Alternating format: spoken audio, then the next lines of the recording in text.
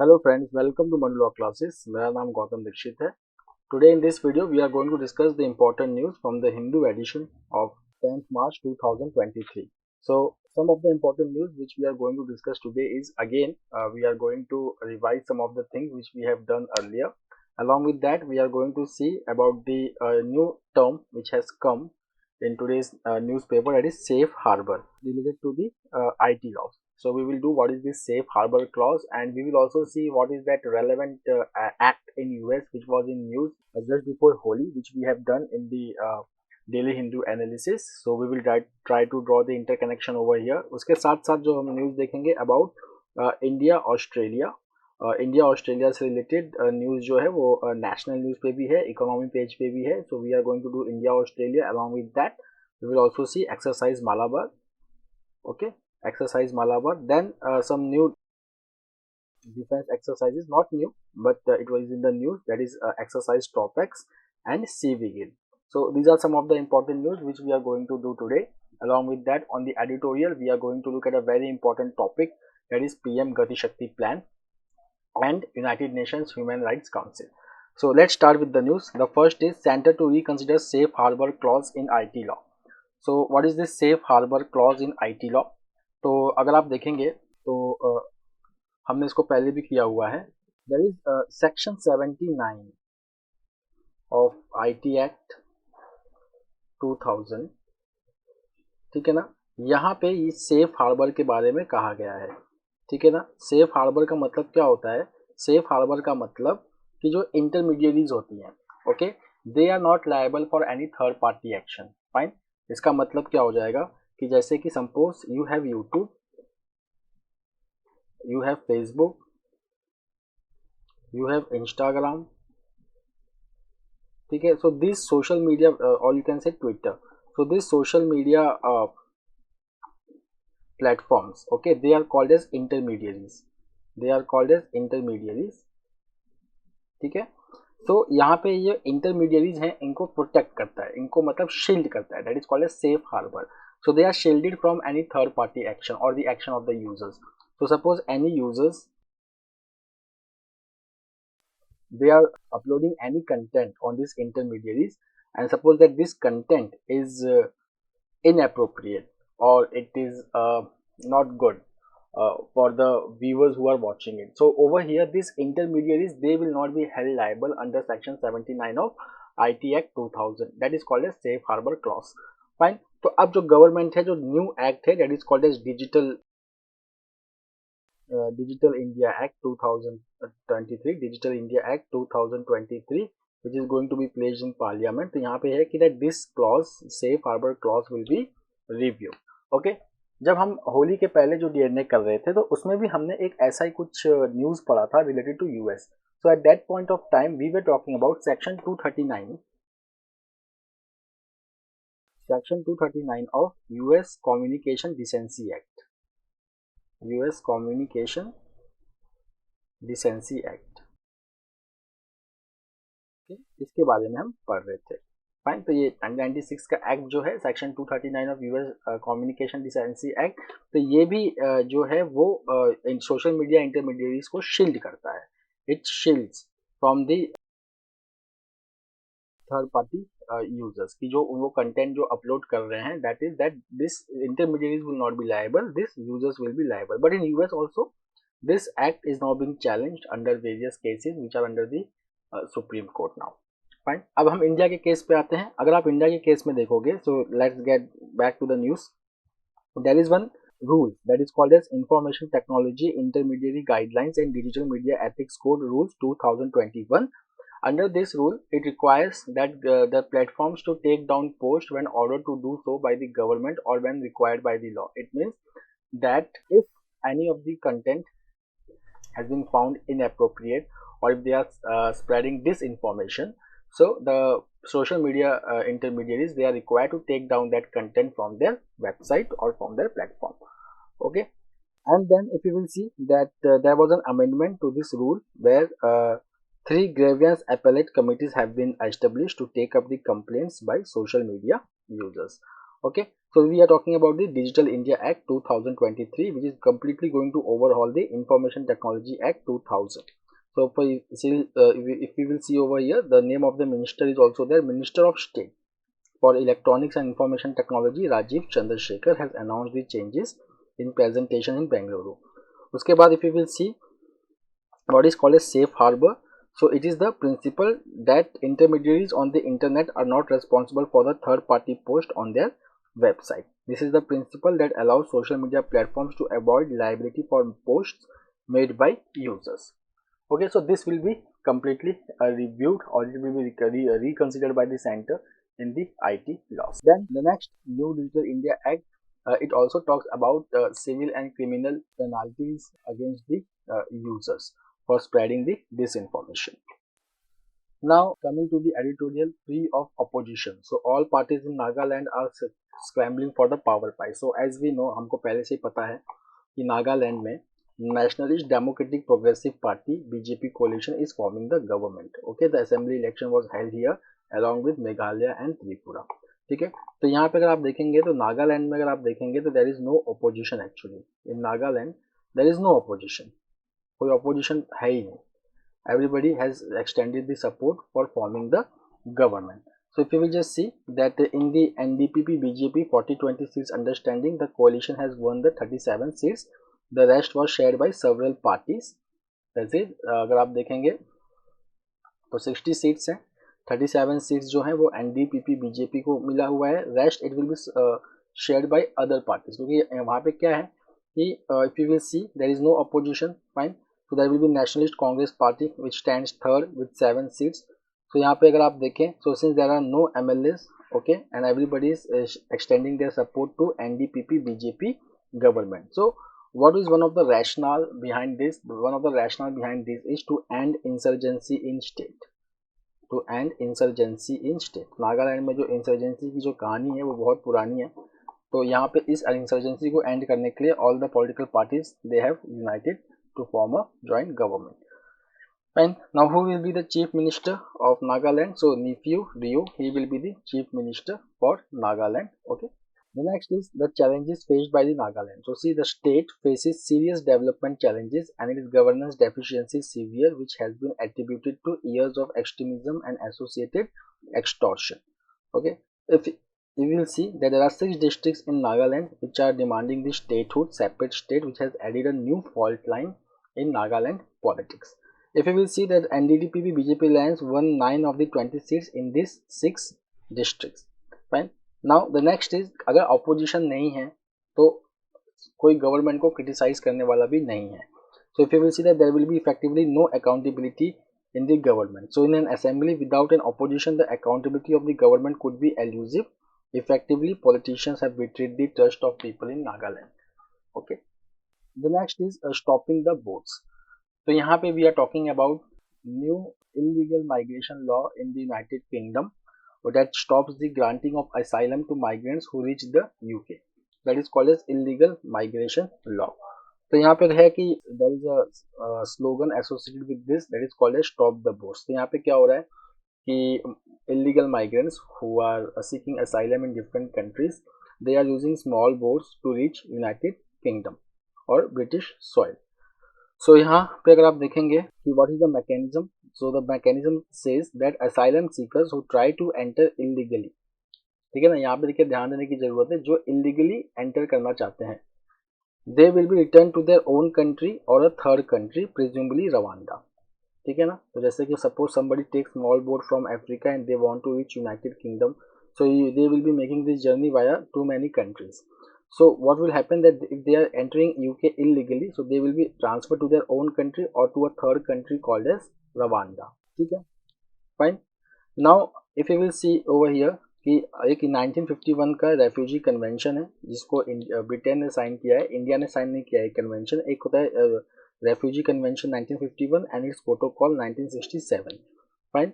सो यहाँ पे United Nations जो है काउंसिल फॉर रेफ्यूजी, ठीक है ना, it says that law would contravene the international laws including the 1951 refugee convention, because according to this law the people who are fleeing their homes and country they often do so without proper framework or without proper paperwork.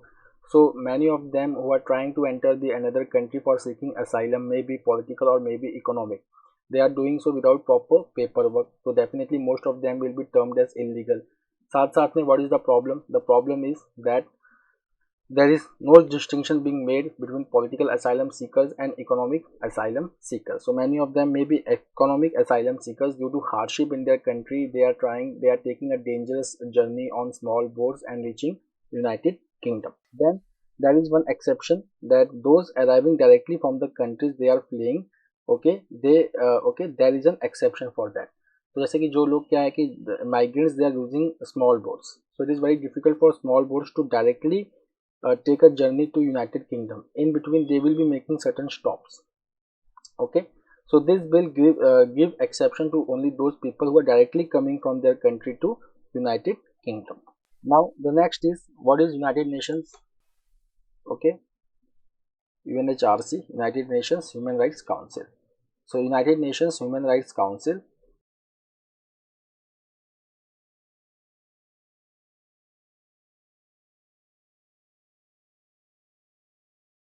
so this was the body which was established in 2006.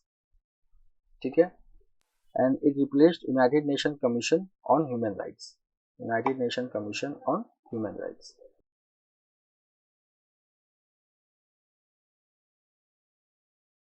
Okay, now this body, it is located in Geneva and the membership is 47. There have been 2 expulsions. In 2011 Libya was expelled from its membership, and in 2022 Russia was expelled from its membership.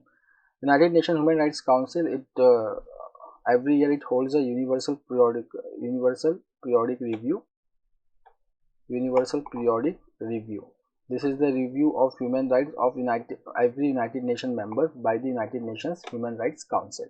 Okay, then there is one more body which has been mentioned over there, that is United Nations High Commissioner on Refugees. United Nations High Commissioner on Refugees. Okay, so this is the body which of the United Nations which works for the welfare of refugees. Now coming to the 1951 United Nations Convention on Refugees or United Nations Refugee Convention. Okay, so this was the convention which came in 1951 and its protocol, जो उसका जो protocol था, it came in 1967. Okay, now there is one important principle in this convention which is called as principle of non-refoulement. Okay, principle of non-refoulement. This is very important principle in refugees law.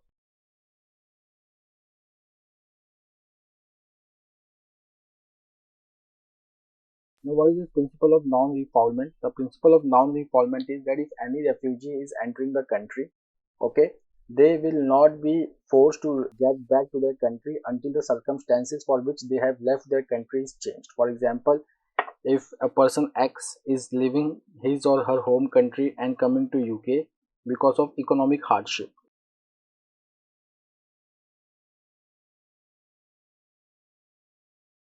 so that person will not be forced by this country to again get back to his or her country until the situation under which the person X was forced to leave the country has changed. That is called as principle of non-refoulement. One of the important things which you should remember about the United Nations Refugee Convention is that India is not a signatory to this convention. India is not a signatory to this convention. Now coming to the PM Gatishakti, the ideal track to run India's logistics system. So here we are talking mainly about railways. The problem of railways and what we can do about the railways to make it a important component in India's logistics system. Now why we are discussing this at this time? Because if you will see that today the contribution of road is 65% of freight movement. जो total goods movement होती है हमारे India में, उसमें जो railway का contribution है वो है रोड का जो कंट्रीब्यूशन है वो है 65%. Okay, if we will see that first of all, it as compared to railways, freight movement on roads is costly, and another important thing is that it puts burden on roads, increases congestion, pollution, and logistic cost escalation. So what is the way out? So the way out is the increased adoption of railway as a mode for cargo movement is crucial to improve India's logistic component. Because see, if you will see over here that if we look at the comparable cost of different forms of transportation, it suggests that moving the goods, that is freight movement cost, is highest in the road sector, which is nearly twice the railway. So if railway takes 1 rupee in moving a good from one place to another, in road sector it is twice the cost, that is 2 times the cost. So now if the thing is so, then why people are using roadways, why they are not using railways? So there is some infrastructure gap which has been discussed over here. So if you will just see the national transporter, that is railway, it faces several infrastructural, operational and connectivity challenges leading to a shift of freight traffic to roads. Fine. Some of these are the increased transit time by rail and pre-movement and post-movement procedural delays. This is one of the main reasons that why railway is not a preferred mode of transport for moving the goods. Okay, such as wagon placement, loading and unloading operations, multimodal handling, etc. It hampers the freight movement by rail. The next is the lack of necessary terminal infrastructure, maintenance of goods sheds and warehouses, and uncertain supply of wagons. These are also some of the infrastructural challenges that people face. So it results in high network congestion, lower service levels and increased transit time. Okay, so transit time is too much in railways because of this infrastructural gap. So that's why roadways are preferred. Now how can we solve this? Fine. So definitely we have to put focus on reducing the time gap in moving the goods. So one of the thing is dedicated freight corridors. So we have two dedicated freight corridors, eastern and western dedicated freight corridors, where new railway lines will be set up for movement of goods. So Indian Railways, it needs to improve infrastructure that is backed by adequate policy tools and to encourage private participation in the operation and management of terminals, containers and warehouses to effectively utilize the resources. So what we can do is that we can establish a special entity under the railways to handle intermodal logistics in partnership with private sector for solving the last mile issue faced by the railways. Now if you will see container traffic, so if you will see that globally railway systems, they are heavily investing in advanced railway infrastructure for quick and low cost container movement. ठीक है ना. तो एक container movement है जहाँ पे हमें focus करना चाहिए. So if you will see India, then in containerized traffic over the last decade, it has grown from 7.6 million 20-foot equivalent to 16.2 million TEUs in 2020. Fine. अगर आप देखेंगे जैसे China, we can take the world examples like China. It uses special trains to carry containers that connect significant ports to the island and has dedicated rail lines to move container traffic and planned double-decker containers carriages for greater efficiency. Fine. Now see what has been done in this year's budget. So in this year's budget, in the Union Budget 2023, it has doubled the PM Gatishakti National Master Plan to states from rupees 5,000 crore to rupees 10,000 crore. Also, it has announced an outlay of rupees 2.5 lakh crore for the modernization of Indian Railways. Then it aims to increase the share of Indian Railways in freight movement. Today, Indian Railway share is 27%. We just saw 65% is road, 27% is railway. So the idea is that by 2030, railway should contribute 45% of the total freight movement in the logistics sector. Now coming to environment, can the cheetahs help India's grassland? Okay, so if you will see that since last year, since September 2022, 8 African cheetahs have come from Namibia and 12 have come from South Africa. Now there was a long-term plan to reintroduce Asiatic cheetah, to African cheetah in Kuno National Park in Madhya Pradesh. Fine.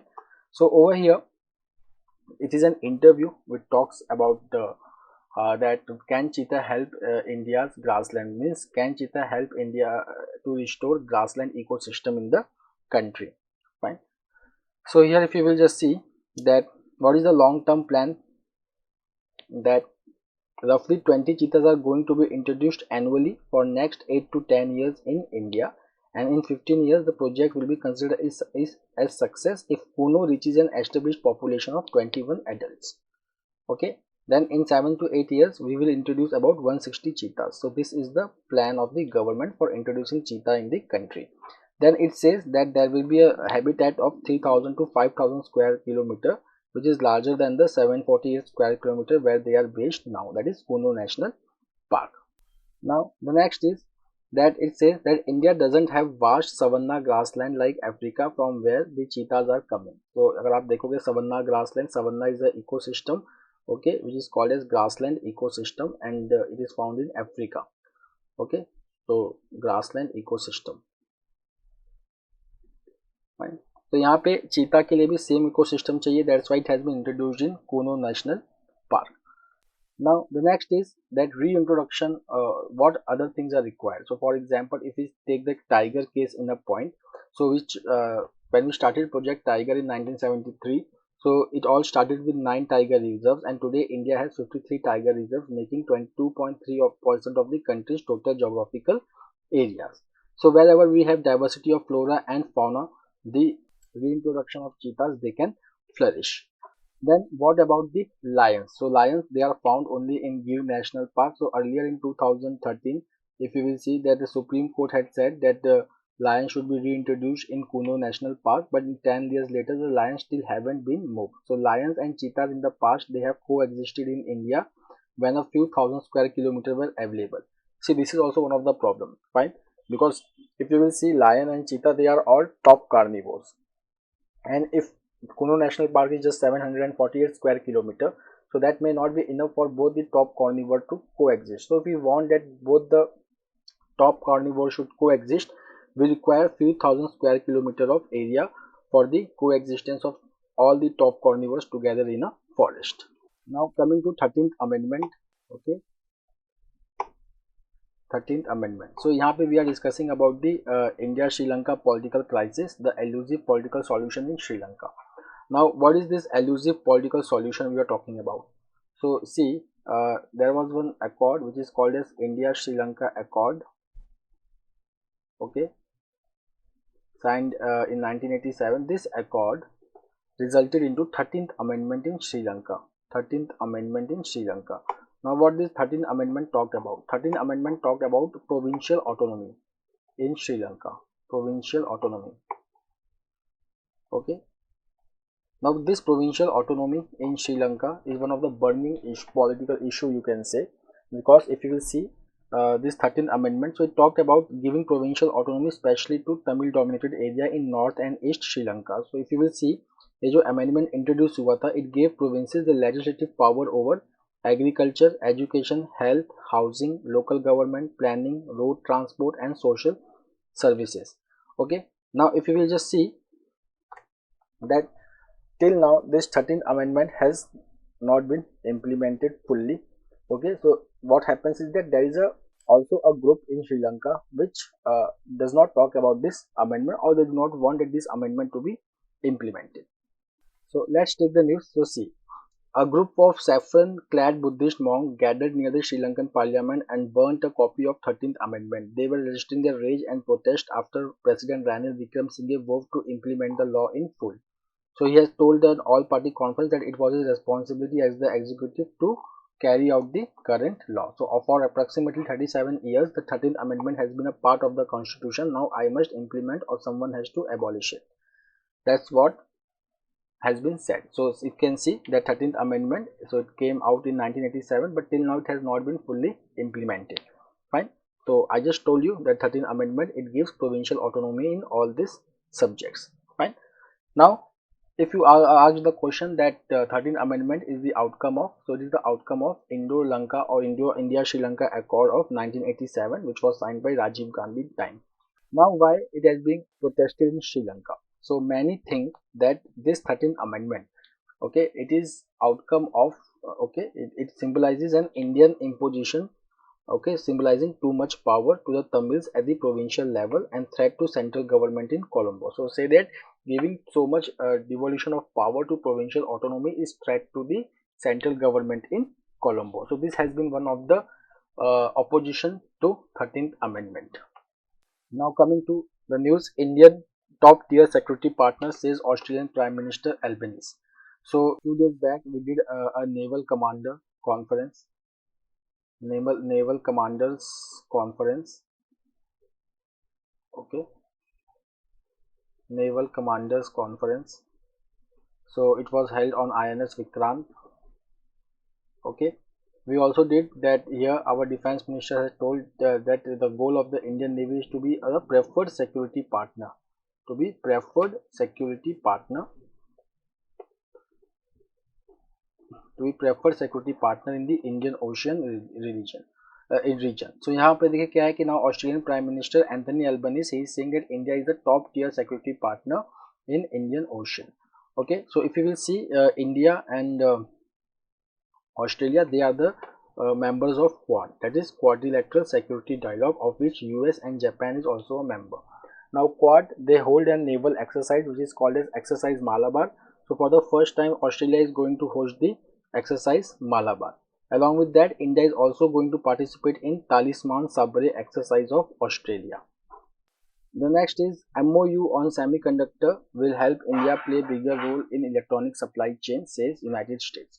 तो यहाँ पे अगर आप देखेंगे कि recently Air India has decided to procure or to purchase 220 Boeing aircraft that US Commerce Secretary Gina M. Raimondo, she says that there is a tremendous number of jobs will be created in United States.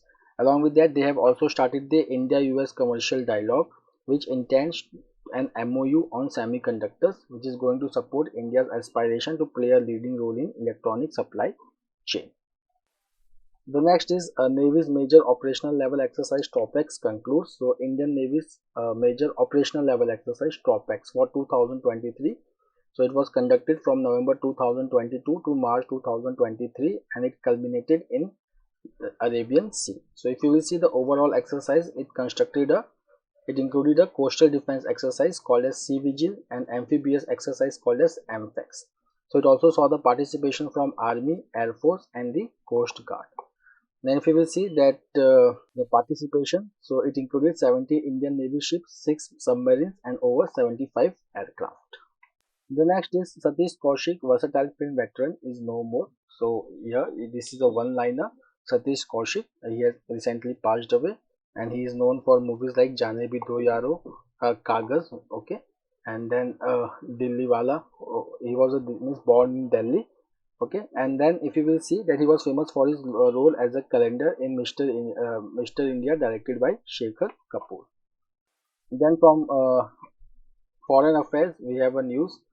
Nepal elects Ramchandra Paudal as new president. So this is a one-liner news. So if you will see, Ramchandra Paudal of Nepali Congress was elected as the president of Nepal. Okay. The next is Rights Group in Ukraine wins Norway's Freedom Prize. So United Nations Rights Group Truth Hounds, okay, it was awarded Norway's Sakharov Freedom Award. So this is a very important award awarded by Norwegian Helsinki Committee Human Rights Organization. Okay, so Truth Hounds has been awarded this award, which documented war crimes in Ukraine conflict. The next is Biden raises taxes on rich, sets up 2024 run. So you had US President Joe Biden, who has raised taxes on rich and he has started his campaign for 2024. The next is again from India Australia, full trade deal to be in place by Q3, says Australia's Farrell. So here the agreement which has been signed last year between India and Australia is called as ECTA, Economic Cooperation and Trade Agreement. Now it will be upgraded to Comprehensive Economic Cooperation Agreement. The next is inflation to ease in financial year 2024 or 2023-24, but monsoon is a key risk. So we are already seeing a very high inflation in India. Okay, so our chief economic advisor V Anantha Nageshwaran is saying that inflation rate was expected to ease in the coming year, but one of the risks will be monsoon, that is erratic monsoon. So we all know that the food supply in India is dependent on monsoon. So if we don't have good monsoon, so definitely India will see again a bout of high inflation, especially in food prices. So friends, that's all for today. We will meet tomorrow again with a daily Hindu analysis. Till then, have a nice time. Take care. Thank you.